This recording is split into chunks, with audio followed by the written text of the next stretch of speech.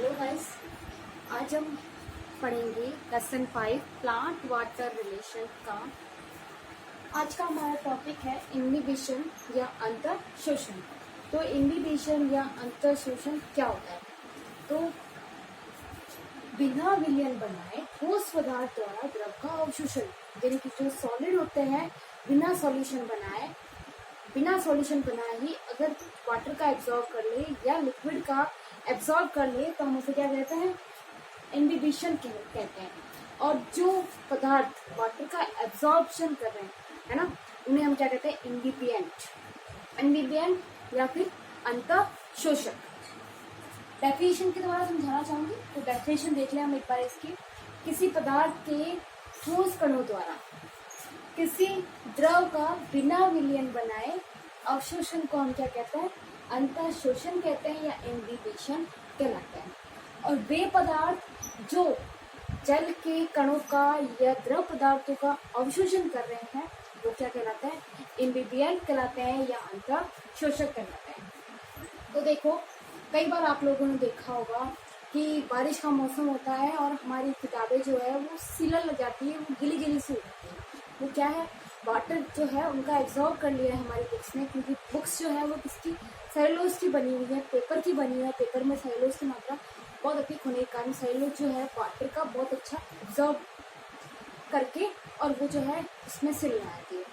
और हम अगर घरों में देखें तो जो लकड़ी के दरवाजे और जो लकड़ी के सामान है हमारे, ये लकड़ी की खिड़कियाँ वगैरह जो है वो जल का अवशोषण करके खुल जाती है बारिश का मौसम में, जबकि डायरेक्टली कांटेक्ट में नहीं आ रही, पर फिर भी उनका बिना सॉल्यूशन बने ही वो जो है वाटर का एब्जॉर्ब करके और खुल जाती है, या जो उनका खुलना होता है उसे हम क्या कहते हैं? अंतर शोषण कहते हैं। कई बार हम ये भी देखते हैं कि बारिश का मौसम होता है या फिर थोड़ी सी नमी, कुछ बीज जो होते हैं थोड़ी सी नमी को ग्रहण करके ही अंकुरित होने लग जाते हैं। तो वो भी क्या है? अंतर शोषण के कारण ही होता है कि जो वाटर है वो डायरेक्टली जो बीजों ने एब्जॉर्ब कर लिया है बिना सॉल्यूशन बनाए हुए, बड़े बड़े ही जो है अंकुरित हो जाते हैं। तो ये कुछ एग्जाम्पल थे अंतर शोषण के।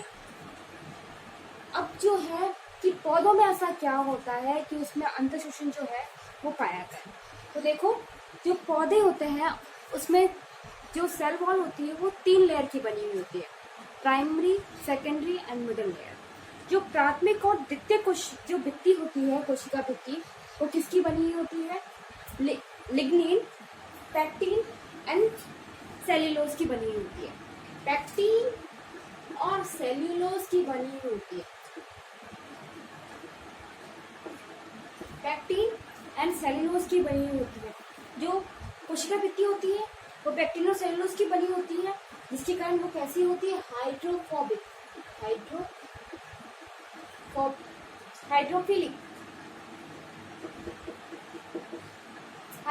होती है।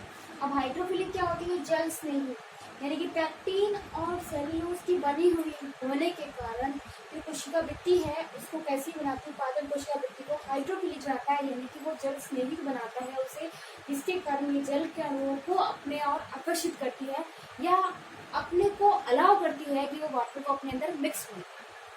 तो आप उसे देखना, पौधों में प्राथमिक और द्वितीय कोशिका भित्तियां जो है वो पैक्टिन एंड सेल्यूलोज की बनी होती है, जो कैसी होती है?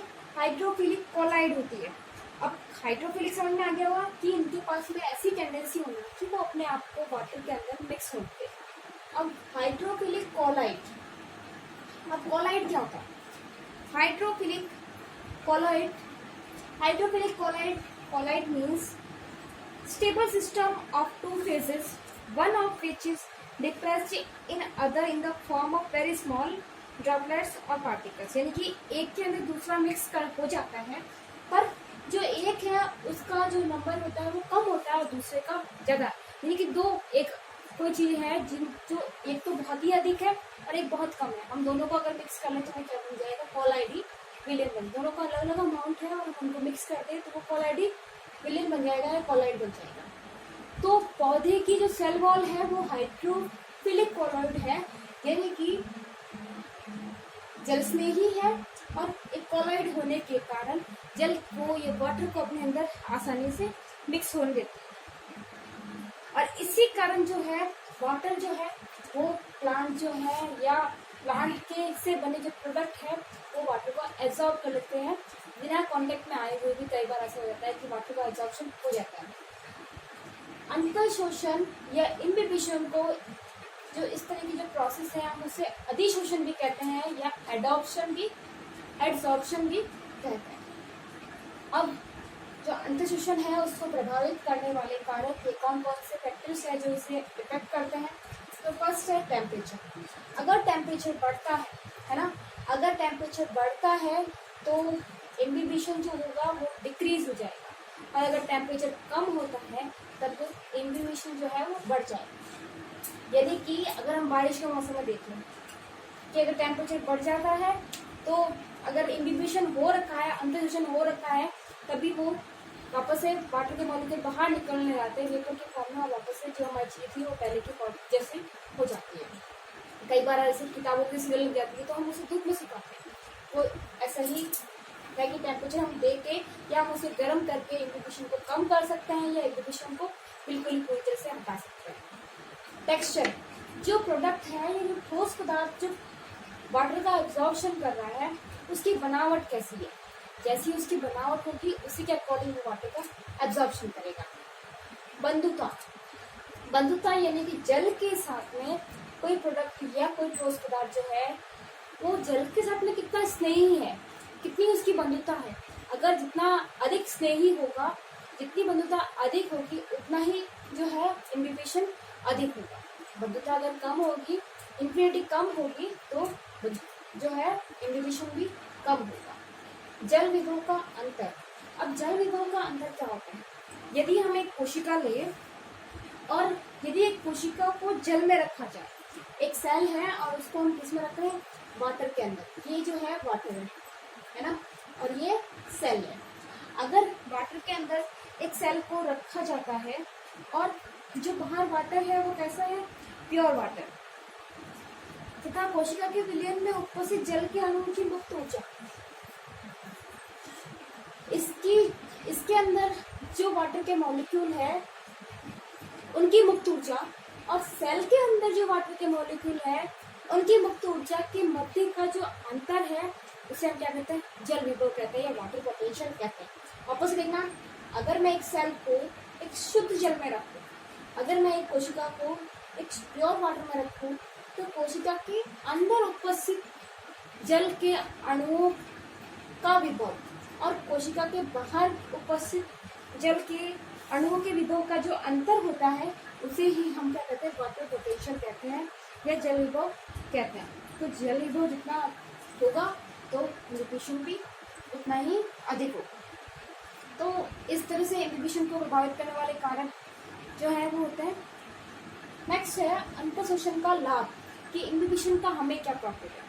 जो बीजों का अंकुरण होता है वो इम्बिबिशन के कारण ही होता है।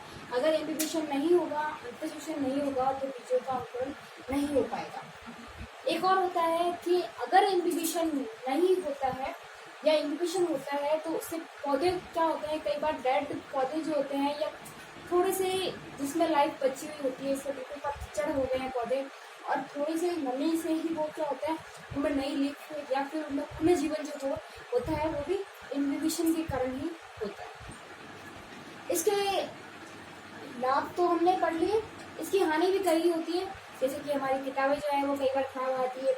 जो पौधे जो है वो बिना ही कारण के बीज जो है और बिना समय के अंकुरण हो जाते हैं, और अंकुरित होने के बाद उनको अगर प्रॉपर स्थान और जगह और पानी नहीं मिल पाता है तो वो अंकुरित होकर वो बीज जो है वापस अंकुरण होने लायक नहीं रहता है और वो खराब हो जाता है।